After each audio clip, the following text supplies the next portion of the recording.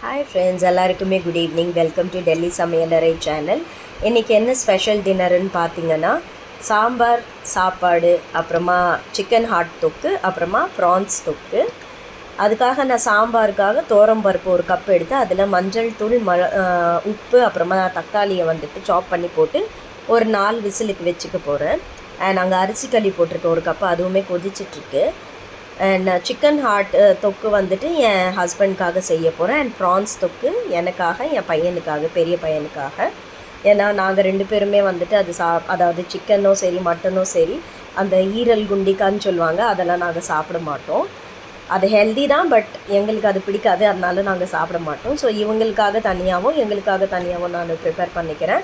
And நான் செய்கிற இந்த ரெசிபி உங்களுக்கு பிடிச்சிருந்ததுன்னா கண்டிப்பாக என் சேனலுக்கு வந்துட்டு லைக் பண்ணுங்கள், கமெண்ட் பண்ணுங்கள், ஷேர் பண்ணுங்கள். அண்ட் ப்ளீஸ் சப்ஸ்கிரைப் பண்ணி என் சேனலுக்கு சப்போர்ட்டும் பண்ணுங்கள் ஃப்ரெண்ட்ஸ். இங்கே நான் செய்கிற ஒரு ரெசிபிலையும் உங்களுக்கு வந்துட்டு பிடிச்சிருந்தா நீங்கள் வீட்டில் ட்ரை பண்ணிங்கன்னா அதையும் எனக்கு கமெண்ட் பண்ணி சொல்லுங்கள். உங்கள் வீட்டில் எல்லாருக்கும் எப்படி பிடிச்சிருந்துச்சு, நீங்கள் வந்து எப்படி டேஸ்ட்டாக வந்துச்சா, இல்லை ஏதாச்சும் கம்மியாக இருந்தாலும் குறை இருந்தாலும் நீங்கள் வந்து எனக்கு சொல்லுங்கள். நீங்கள் ஆசைப்படுற மாதிரி வேறு ஏதாச்சும் ரெசிபி நான் வந்துட்டு குக் பண்ணி ஷோ பண்ணணும்னு நினச்சிங்கன்னா அதையுமே எனக்கு வந்துட்டு கமெண்ட்டில் சொல்லுங்கள். நான் எல்லாமே வந்துட்டு எனக்கு தெரிஞ்சால் நான் கண்டிப்பாக அதை ட்ரை பண்ணுறேன். அண்ட் இங்கே பார்த்தீங்கன்னா நான் ஒரு ரொம்ப பெரிய லெவல் குக்கு அப்படின்னு சொல்ல மாட்டேன். நானாகவே கற்றுக்கிறது தான். ஸோ எனக்கு தெரிஞ்ச அளவுக்கு என்னெல்லாம் எனக்கு சமையல் தெரியுதோ அதெல்லாம் நான் குக் பண்ணுறேன். நார்மலாக நம்ம வீட்டில் சமைக்கிற மாதிரி தான். ஸோ பெரிய லெவலில் நிறைய பேருக்கெல்லாம் சமைக்கலாம் அந்த அளவுக்கெல்லாம் தெரியாது. ஒரு 5-6 பேருக்கு ஓகே, அந்த அளவுக்கு நான் சமைப்பேன். ஸோ எப்படி நான் சமைக்கிறேன் அந்த அளவெல்லாம் நீங்கள் பார்த்தீங்கன்னா ஃபஸ்ட்டெல்லாம் எனக்கு சொல்ல தெரியாது. ஆனால் இப்போ கொஞ்சம் கொஞ்சமாக கற்றுக்கிட்டேன். கையால் நம்ம உப்பு தூவுறது அதெல்லாம் தான் எனக்கு ஃபஸ்ட்டு தெரியும். இப்போ கொஞ்சம் கொஞ்சமாக கற்றுக்கிட்டுருக்கேன்.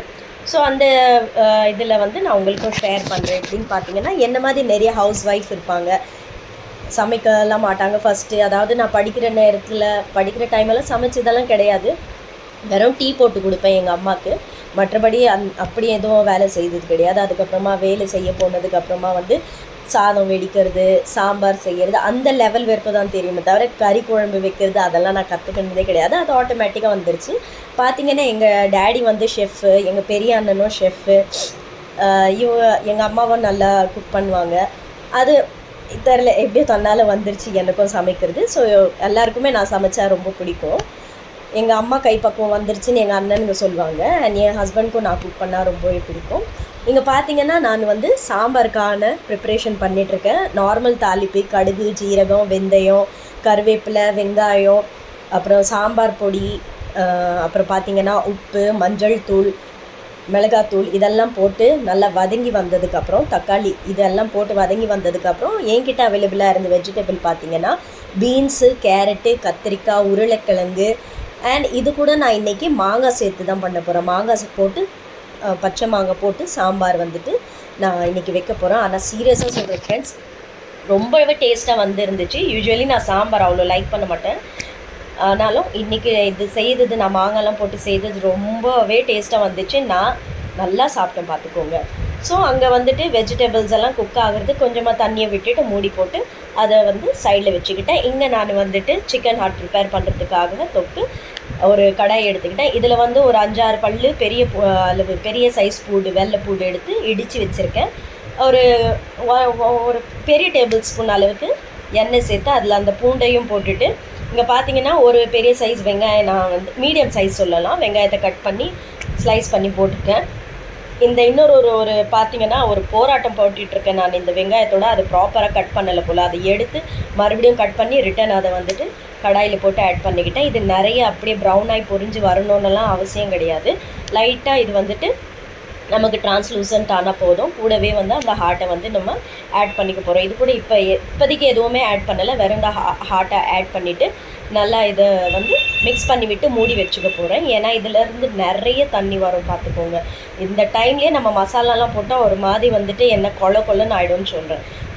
ஸோ அதாவது என்ன சொல்கிறதுனா, ரொம்ப தண்ணியாட்டம் ஒரு தொக்கு மாதிரி வராது. அதனால நல்லா அது தண்ணியெல்லாம் சுண்டி வந்ததுக்கப்புறம் தான் நம்ம மசாலா ஆட் பண்ணிக்க போகிறோம்.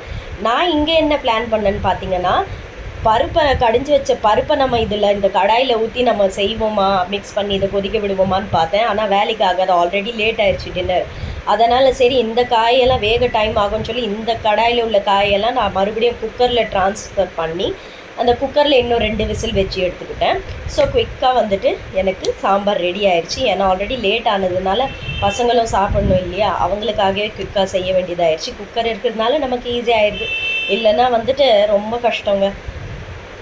இப்போ பார்த்தீங்கன்னா நான் வந்து 2 விசிலுக்கு இங்கே சாம்பாரும் வச்சுக்கிட்டேன். சாம்பாரும் ஒரு பக்கம் ரெடி ஆகிட்டுருக்கு, ஒரு பக்கம் வந்து சிக்கன் ஹாட் தொக்கு ரெடி ஆகிட்டுருக்கு. இன்னும் எந்த மசாலாவும் நான் சேர்க்கலை. இங்கே நான் வந்து ப்ரான்ஸ்க்காக ரெடி பண்ணிகிட்ருக்கேன். கொஞ்சமாக ஒரு கைப்பிடி அளவு தான் ப்ரான்ஸ் இருந்துச்சு, அதுதான் நான் தொக்கா செய்ய போகிறேன். இப்போ பார்த்தீங்கன்னா கொஞ்சமாக அது ஒரு டேபிள் ஸ்பூன் அளவு எண்ணெய் இருக்குது, அதை ஊற்றிக்கிட்டு இதில் ஒரு சின்ன சைஸ் வெங்காயம் போட்டுக்கிட்டு உடனே இது கூட ப்ரான்ஸை போட்டுட்டேன். வெங்காயம் அந்த அளவுக்கு பொரிஞ்சு வரணும்னு அவசியம் இல்லை, குயிக்காக ப்ரிப்பேர் பண்ணிக்கிட்டு இருக்கிறதுனால நான் செய்துட்டேன். இது ஃப்ரோசன் ப்ரான்ஸு. பார்த்திங்கன்னா இதை வந்துட்டு போட்டதுக்கப்புறம் நான் கருவேப்பிலையும் ஆட் பண்ணிக்கிட்டேன் அண்ட் உப்பு ஆட் பண்ணிக்கிட்டேன். ரெண்டுத்துலேயும் உப்பு ஆட் பண்ணிக்கிட்டேன். சிக்கன் ஹார்ட்லேயும் சரி அண்ட் ப்ரான்லேயும் உப்பு ஆட் பண்ணி மஞ்சத்தூள் ப்ரான்ஸுக்கு ஆட் பண்ணிக்கிட்டேன். இங்கே எதுவுமே இல்லை, ஏன்னா இது வாஷ் பண்ணப்பவே மஞ்சத்தூள் வந்துட்டு போட்டு தான் வாஷ் பண்ணியிருந்தேன்.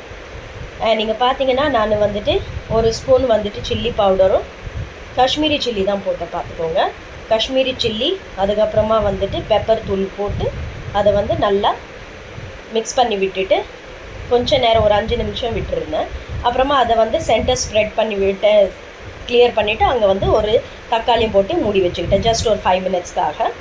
அண்ட் நீங்கள் பார்த்தீங்கன்னா இந்த சிக்கன் தொக்குக்காக நான் வந்துட்டு காஷ்மீரி சில்லி அப்புறம் நார்மல் சில்லி பவுடரு, ஏன்னா எங்கள் ஹஸ்பண்ட் வந்து ரொம்ப வந்து ஸ்பைஸியாக கேட்டிருந்தாங்க, அதனால காஷ்மீரி சில்லி ஒரு ஸ்பூன், நார்மல் சில்லி, அதுக்கப்புறமா வந்துட்டு தனியாத்தூள் மஞ்சத்தூள் எல்லாம் போட்டு தக்காளி எல்லாம் போட்டு நல்லாவே செய்தேன். ஆனால் அது ரெக்கார்டிங்கில் வரலை, அது நான் அதனால ரெக்கார்டிங்கில் சொல்கிறேன். இந்த எல்லா ரெசிப்பியும் சூப்பராக வந்துருந்துச்சு, டேஸ்ட்டாக இருந்துச்சு, நாங்கள் நல்லா சாப்பிட்டோம். நீங்களும் ட்ரை பண்ணி பாருங்கள், கண்டிப்பாக நல்லா வரும். நல்லா வந்திருந்தாலும் சரி, இல்லை உங்களுக்கு என் ரெசிபீஸ் பிடிச்சிருந்தாலும் சரி, கண்டிப்பாக கமெண்ட்டில் சொல்லுங்கள் ஃப்ரெண்ட்ஸ். இது தாளிப்பு வந்து நான் சாம்பாருக்காக செய்திருந்தேன். லைட்டாக சிக்கன் தொக்கு ஹாட் தொக்கில் வந்துட்டு ஒரு பாதி லெமனும் ஸ்க்வீஸ் பண்ணி விட்டுக்கிட்டேன். ரொம்பவே டேஸ்ட்டாக வந்துருந்துச்சு. இதுதான் ஃபைனல் லுக். எல்லா ரெசிபியும் ரெடி ஆயிடுச்சு. நீங்களும் ட்ரை பண்ணி பாருங்கள். பாய்.